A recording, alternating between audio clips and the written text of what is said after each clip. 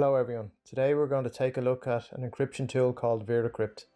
All links mentioned in this video are also available in the description. So veracrypt is an open source disk encryption software for Windows, Mac OS X and Linux. It can be used to encrypt your entire hard drive or just create a secure vault to store and share sensitive files. The code's fully open source and it has been audited. It's available for free download at www.veracrypt.fr.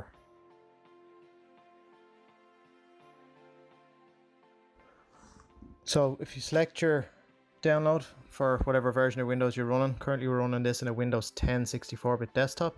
So we're just going to take the default Windows installer. I'm just going to let it download and then we're just going to run through the default install.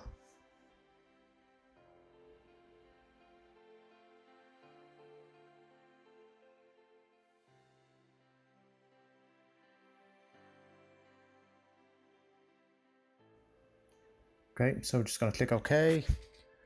Let's select I accept the license, click on next, select install, take the default location, let it run through the end, and it's installed. And hit finish. At this point you can also be prompted to run through a wizard. We're just going to select no, we're going to go through this manually anyway. Okay, so just select the veracrypt icon on your desktop. Okay, so this is the welcome screen that you're going to be presented with. From here you have the option to create a couple of different types of volumes.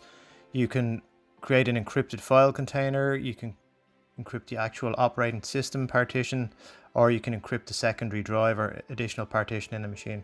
We're just going to create a file container first, so it's a veracrypt file volume. This is usually used just to store encrypted files in a secure vault inside an actual encrypted file for all intents and purposes. So if we go ahead and click on next, you can see we're prompted to create a standard veracrypt volume. We're not going to look at hidden volumes at this stage, we might look at that later on. So click on next. So now we need to give a location for our volume to be stored. So remember, as discussed, it's created inside a file. So we're just going to pick a test file here to act as our vault.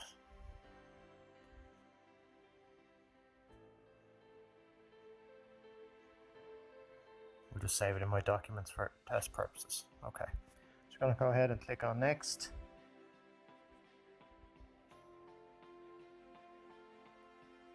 Okay, we'll be prompted now to pick the size of our vault. We've only a small amount of documents to go into this vault, so we'll just select 100 megabytes.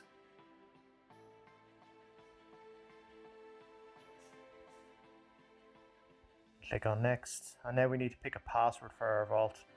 It's important that you pick a decent length password with upper and lower case characters and symbols as well, ideally 10 to 15 characters long.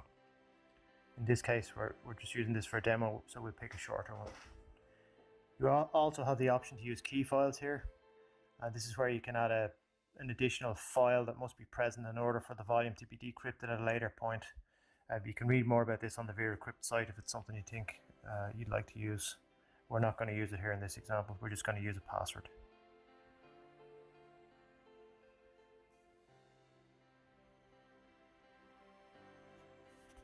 Okay, so just untick that. We're also not going to use an additional pin here either.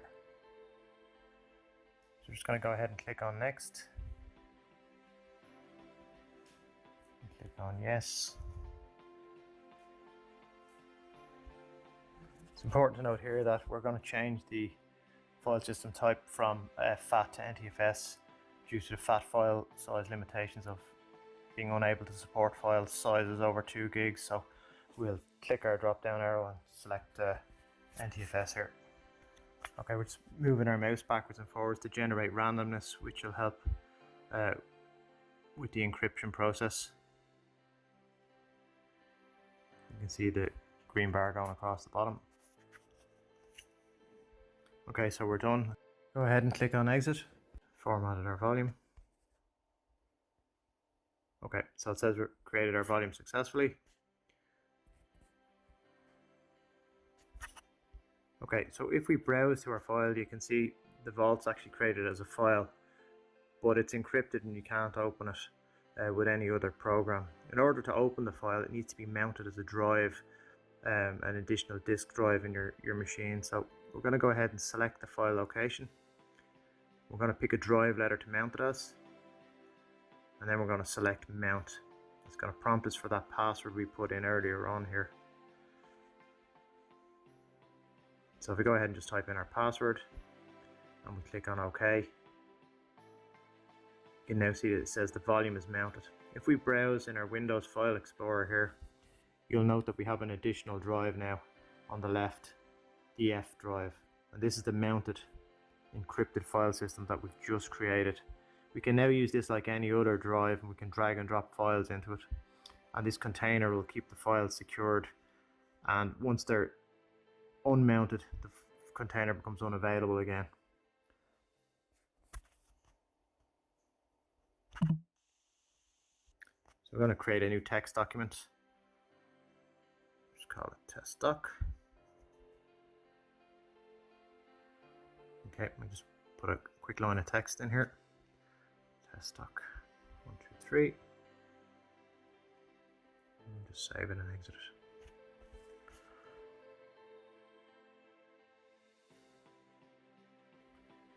Okay, so again, that's our mounted volume located as drive F.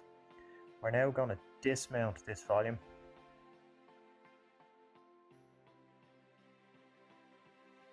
Go down to our Explorer, we can now see that that F drive has disappeared.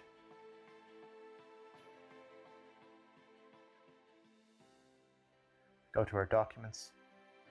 You can see the file representing the vault. Again, it's encrypted. There's no way to access it. We just go back to our veracrypt screen, select the path to our file again that contains our vault, pick the same drive letter or indeed a different one, and hit mount. Put our password back in again.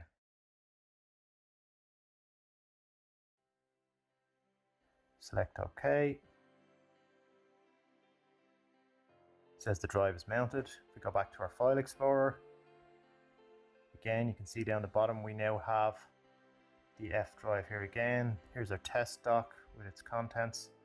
And that's it. That's all there really is to it. You can use file level containers to mount and dismount secure file systems and transport them to different locations via USB. It's very handy for keeping your docs protected on your local machine.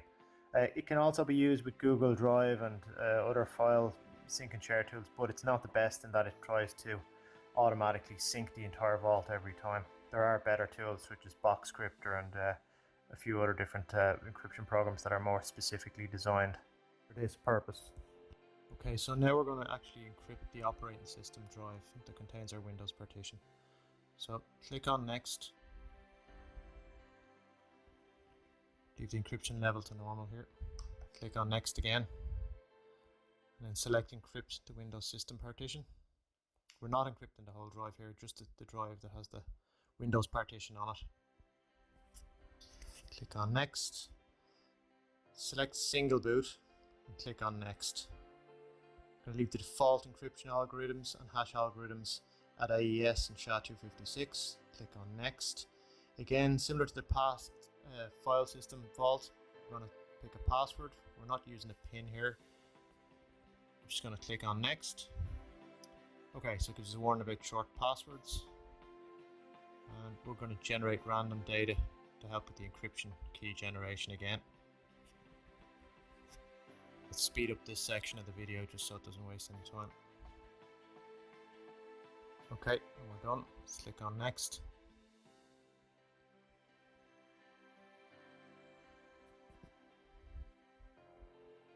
It gives us a message about our master keys and stuff. We'll click on next. Now it prompts us for a rescue disk, and this is so if there's an issue with bootloader or master keys or anything like that, we have an ISO file that'll allow us to recover. So I'm going to click a skip here. I've already created it. Click on next. You should really burn it to ISO file here if you haven't already. Okay, so I'm going to leave wipe mode at none.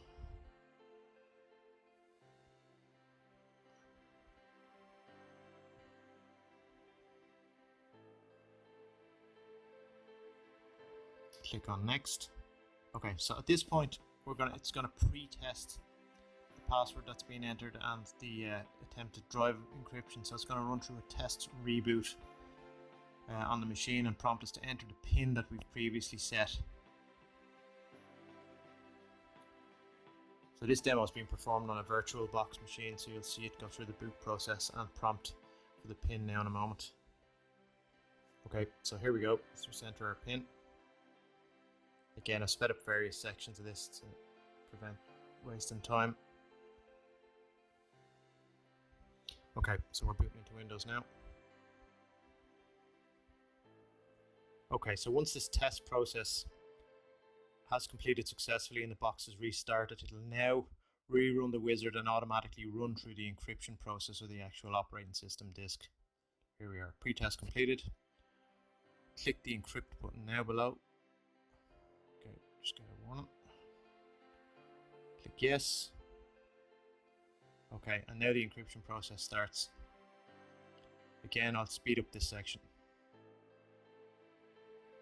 This may take anything from a couple of minutes to a couple of hours, depending on the underlying hard drive technology that's in the machine you're using. If it's NVMe or SSD, it's going to be quite quick, where if it's traditional SATA or spinning disk, it's going to take a bit longer. Okay, so we have our message center drive has been successfully encrypted, and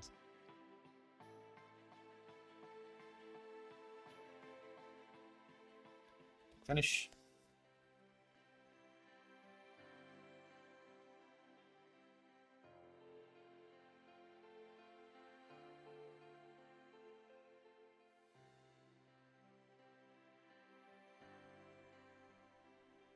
That's it, we've reached the end of another video. Stay tuned for more tech tips and tricks and giveaways. If you haven't already, please do like and subscribe, it helps grow the channel. See you next time.